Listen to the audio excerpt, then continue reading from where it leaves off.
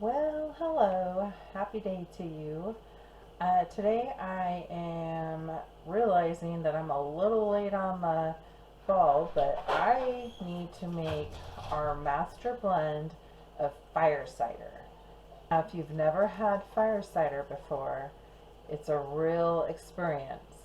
Let me tell you, it's got all kinds of herbs and ingredients in it that blend together and meld and kind of go like through that fermentation process. Within 4 to 6 weeks, you'll be able to strain your cider, and then you will have a pure liquid that you can take whenever you feel like you're getting sick, starting to come down with something, or maybe even already have it and wake up one morning and you're like, ugh. So all you're going to need to do is take like a shot, 1 or 2 ounces, and you will be good to go. You can take this up to 4 times a day if needed. And this is really exciting. So come with me and we'll learn how to do this together. Join me in my journey and we'll get some made today and see how it turns out. First of all, you do need some ingredients, obviously. Um, and there's a lot of heat and flavors going on here. I gotta be honest with you, I'm not a heat kind of person. I don't like it. I gotta mellow everything out with ranch or sour cream. So this will be a good eye opener for those of you that also can't stand it. So we're gonna start with jalapenos, and we're just kind of doing a rough chop, definitely not taking out the seeds.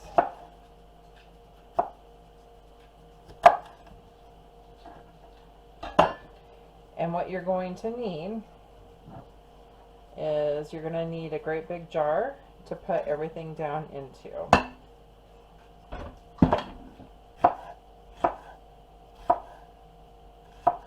Now, if you're somebody that likes the extra heat, you can put more jalapenos. I've heard of people going as far as 5. So I've got a little bit of an onion here that I'm going to add in.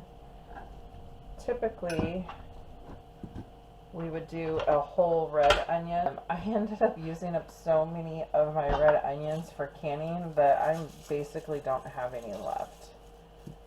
So I do have a few shallots and stuff that I can throw in.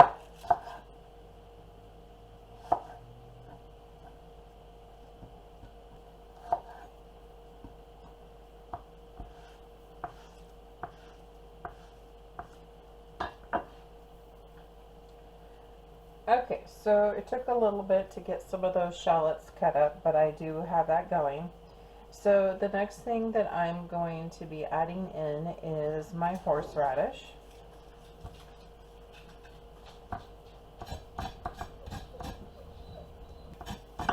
Now, horseradish I normally cannot eat at all. So, but when you consider what the benefits are going to be and how little of amount you're going to be taking, it's okay. I will warn you though, if I'm also cutting off the nasty ends. I've already pre-washed everything, but I will warn you though that you may want to wear gloves when doing this, specifically with the turmeric that we're going to be doing next, because it will dye your hands. So I'm just going to put this in my chopper.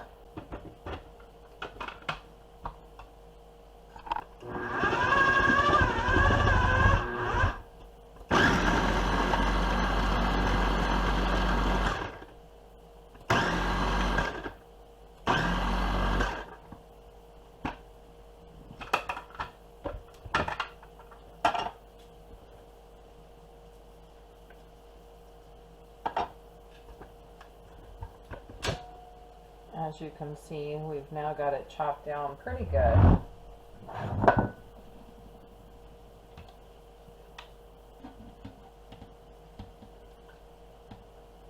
Next we've got, now we have our turmeric, and as you can see, it's got this skin on it, but the inside is super, super orange. So I've got 2 of those, and I'm just basically looking for anything that maybe isn't as attractive that I can cut spots off. And I'm not going to go through the process of really peeling this down. It's got a really great smell. You can break it almost like a carrot.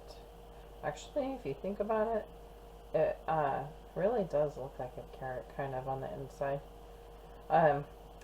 But I'm just going to leave it as is. I am going to cut off this end here, and then I'm going to put that through the processor as well. Maybe cut it into some smaller chunks here.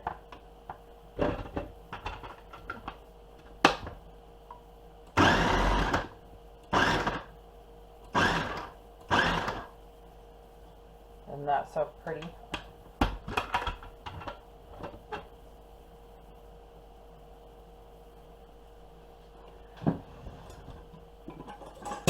Go ahead and get out a spatula so I don't have to dye my fingers too much.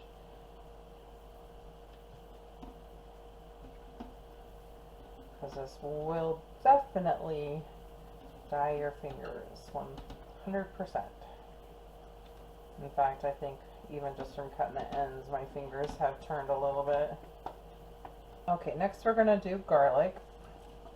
And I'm basically just going to cut off the ends. A little bit of the paper.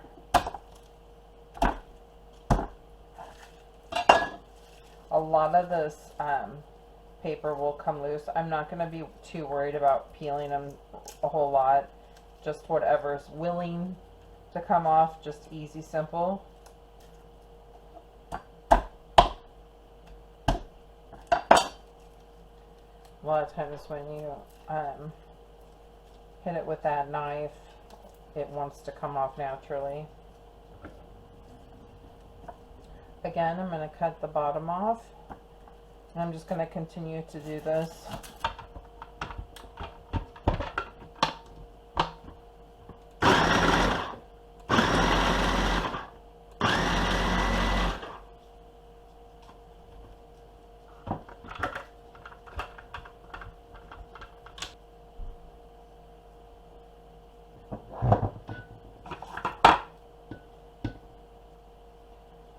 Now, I know some of you might be wondering, well, why am I leaving all the casings to the garlic in there?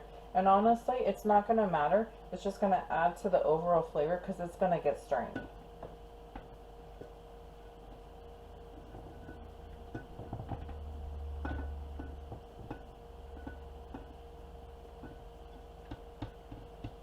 Now we're going to add our ginger. And again, I'm going to cut off, it's been washed, but you know, these like dried up crusty ends, I'm not really interested in having.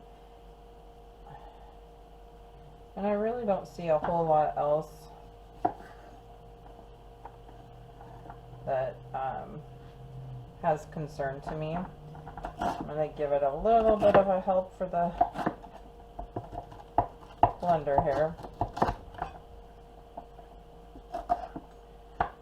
I actually think it smells really good. I don't know. Almost kind of has a lemony smell to me, even though I know it doesn't.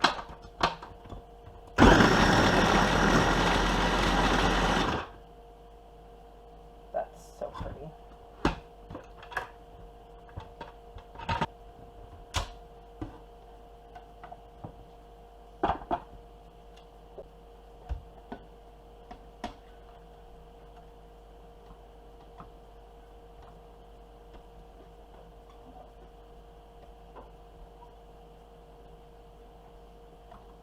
I'm also going to throw in, I have some dried strawberries. You can do some blueberries too, or even some elderberries. It would work just as fine. Okay, So then to set it all is you need apple cider vinegar. You can do homemade or buy it. The important part is, though, it needs the mother in it. So you can see all that sediment down there.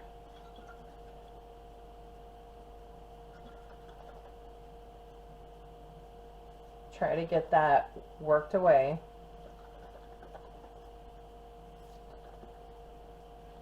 And then you're going to pour it into your jar.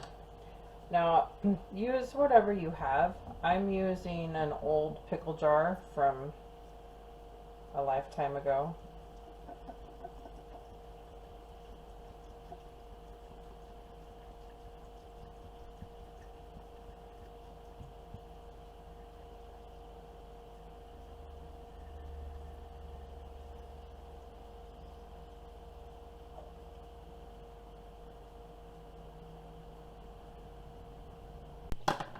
One of my favoriteest parts,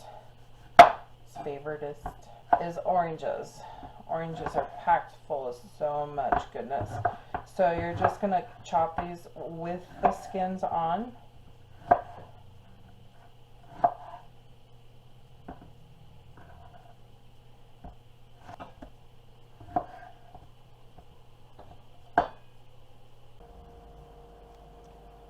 So basically you want it till just when everything is covered, and you can kind of see it trying to work in.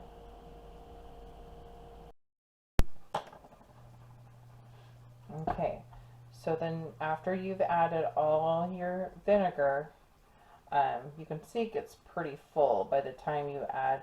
Now you don't have to add oranges, you can add lemons too.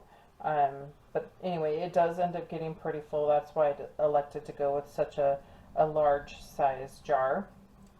Now, when you're all said and done and you're going to strain it out, one of the things that I think is delicious is to add in some honey.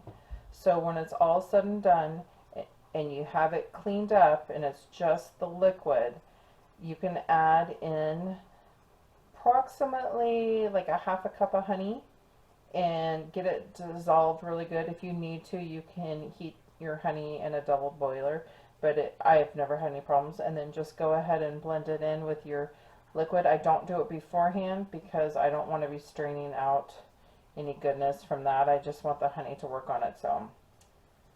And what you're going to do is you're going to get yourself a piece of parchment paper and you're going to put it on the top like so. You don't want to just put your metal on there.